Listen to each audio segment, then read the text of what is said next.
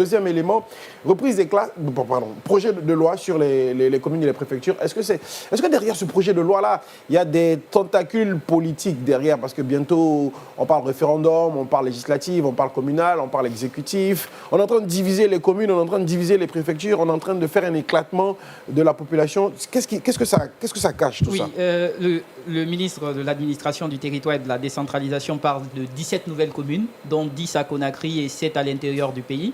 Les arguments qu'il avance, entre autres, sont la grande superficie de ces communes-là. Dans le cas de Ratoma, par exemple, il parle de... Ratoma fait 3 fois Kaloum, Matam et Dixine. Quoi le problème? Donc, non, le problème, il est justement à un certain niveau. Selon lui, le problème se situerait au niveau du financement déjà, parce que les financements qui sont attribués aux communes sont les mêmes financements. Donc, une commune qui a une plus grande envergure va gérer avec le peu de moyens qu'elle a l'accès aux services publics. Mais il faut recalculer et puis il faut lui donner ce qu'on doit lui donner. On a besoin de la diviser. Proportionnellement à ça. C'est la proportion. Je suis plus grand que toi, j'ai plus de problèmes que toi.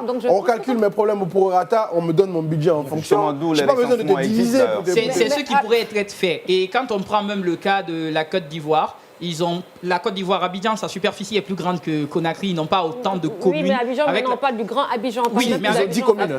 10 communes, justement, mais avec la nouvelle formulation, non, on part au-delà de 6. Non, nous, pour le moment, on en a 6. On en a 6, je pense qu'on va aller autour de 13 quand on va appliquer toutes les formules. Donc, Abidjan est plus grand que Conakry, pourquoi on va avoir 13 quand la loi va passer. Quand ça va passer, justement. Pourquoi on va avoir 13 Moi, je pense que c'est un peu abusé. On peut bien se conformer à cette mesure-là. On n'a pas ça va faire 13 nouveaux maires. 26 fois combien nouveaux conseillers communaux, etc.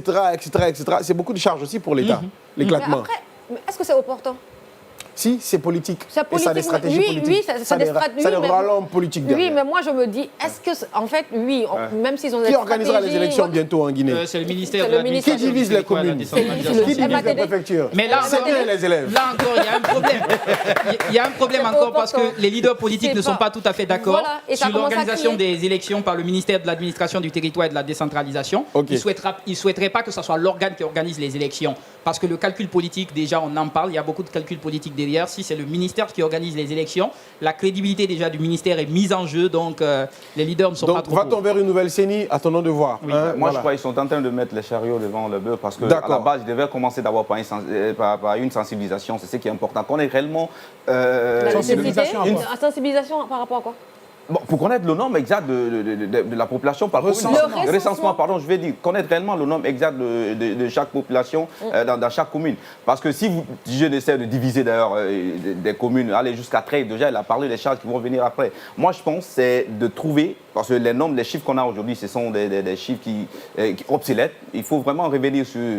généralement quand tu divises, tu comptes mieux. Je pense que le ministère du Plan et de la Coopération est en train de faire ce recensement-là.